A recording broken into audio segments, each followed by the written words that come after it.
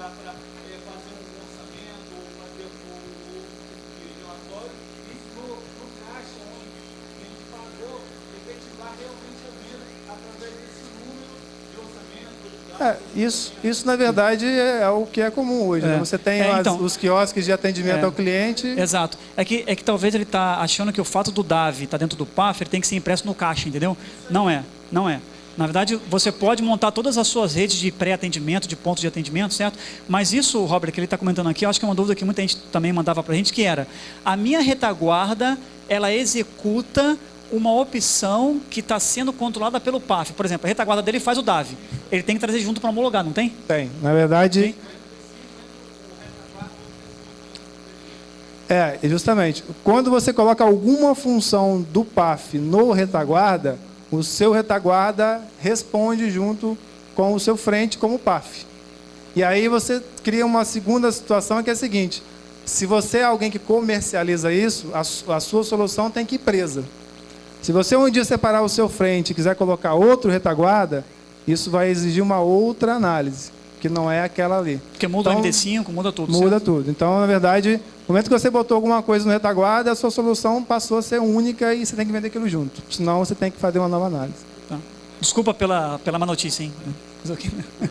Mais alguma dúvida sobre DAV, pessoal, para a gente poder seguir adiante? Diga lá. Assim, nesse caso também existem aí alguns entendimentos que precisam ser feitos que fogem um pouco, inclusive, do PAF, que é uma questão de legislação tributária e fiscal, né? Que é assim, bom, você considera que a venda aconteceu, a mercadoria circulou. Então, o que acontece normalmente na trade de construção é que isso não acontece, né? Você faz a venda, emite o cupom, mas a mercadoria continua no estabelecimento.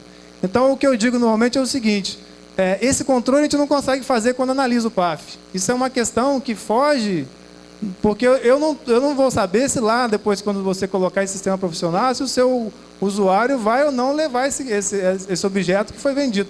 Para mim, aconteceu a venda aqui na frente de loja, você já fez lá a baixa de estoque e o objeto deveria ter circulado, porque é assim que é o colocado.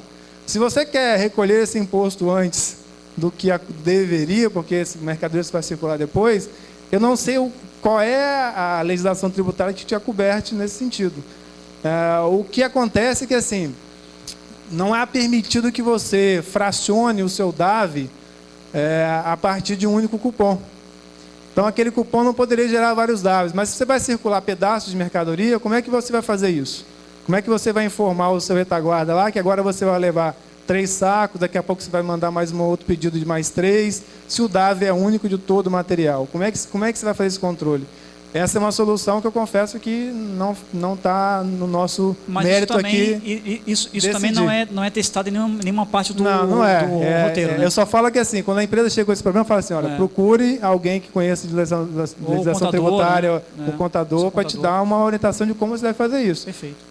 Isso fugiu um pouco do que é PAF, mas é um problema que tem que ser tratado. E tampouco existe teste para isso, então a gente não precisa se preocupar com isso agora, né? Ainda né? Agora, Robert, deixa eu só, antes da gente entrar na pré-venda aqui, que é um tema mais profundo do que o DAV, deixa eu comentar um pouco aqui sobre a questão da segurança do cupom fiscal, que é uma coisa que gera bastante dúvida, tá? Que é assim, ó, eu tenho aqui um cupom fiscal de venda, ok? Onde eu tenho aqui o cabeçalho, eu tenho aqui os itens e tenho aqui o rodapé, certo? Eu tenho aqui um outro cupom, onde eu tenho o cabeçalho, tenho os itens e o rodapé. E aqui um outro cupom, que são de clientes distintos, né? Tem os itens e o rodapé, certo? Segundo o que nos mostra o roteiro de análise, entre um cupom e outro aqui, certo? Entre um cupom e outro, antes de começar uma dessas vendas aqui, eu preciso analisar se o número de série do ECF permanece o mesmo, certo? Se não houve troca de ECF, certo? E preciso também analisar se o GT da impressora permanece o mesmo. Claro que tudo isso criptografado, não é isso? A grande dúvida que muitas soft houses perguntam é: essa análise eu tenho que fazer antes da venda de cada item ou antes da abertura de uma venda? Entendeu?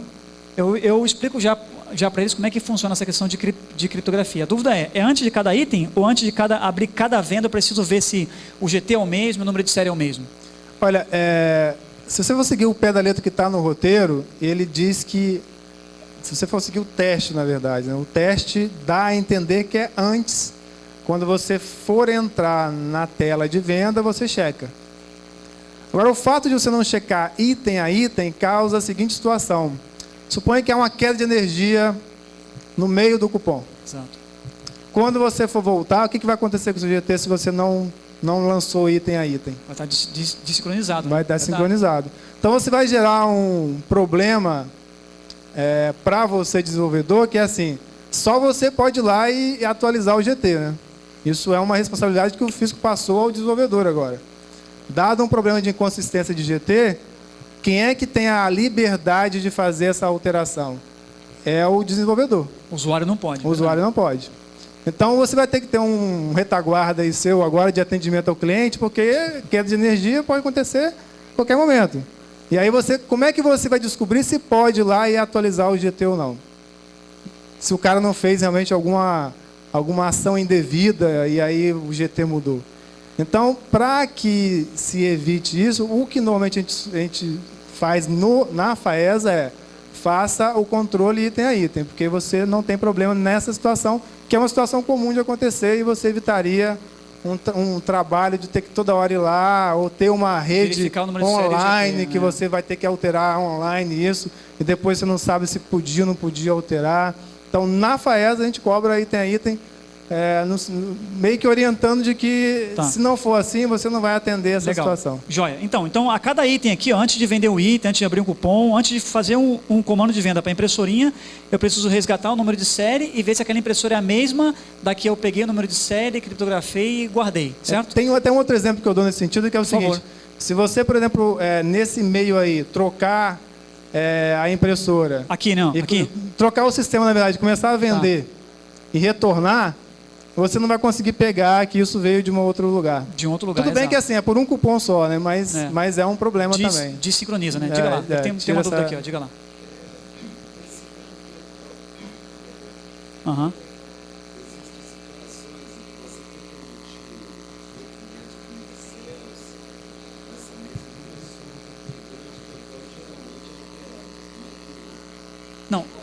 Não, o grande total da impressora, ele só é alterado quando você realmente efetiva uma venda ou uma operação de recebimento não fiscal, só.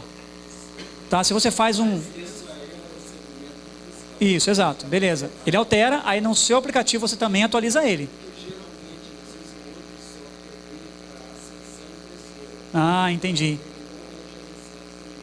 Ou seja, você tem duas aplicações acessando a mesma impressorinha. Entendi. E essa aplicação está homologada da PAF-SF? Boa pergunta. Não? Como é que é o nome dessa empresa, hein? Mauro, achei um cara aqui. Como é que é o nome dessa empresa? Brincadeira, cara. Não, mas eu entendi. Essa pergunta ela já rodou em alguns fóruns. Essa empresa tem que homologar. E você vai ter que conversar, porque não tem outro jeito.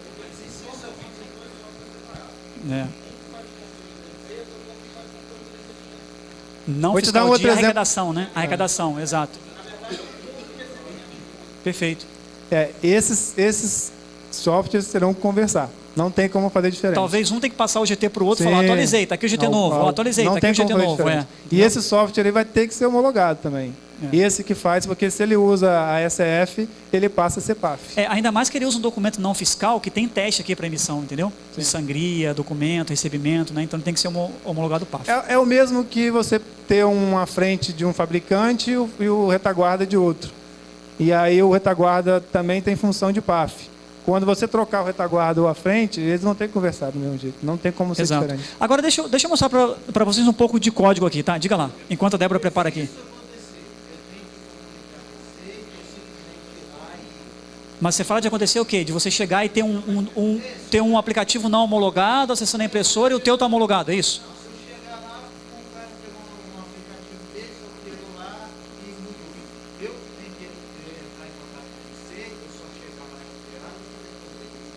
Bom, eu te diria que isso não vai acontecer, porque o seu sistema não vai funcionar. A cada lançamento que acontecer de uma conta, vai travar. Aí você vai ter que ir lá alterar o GT. Se ele quiser funcionar assim, paciência, é problema dele.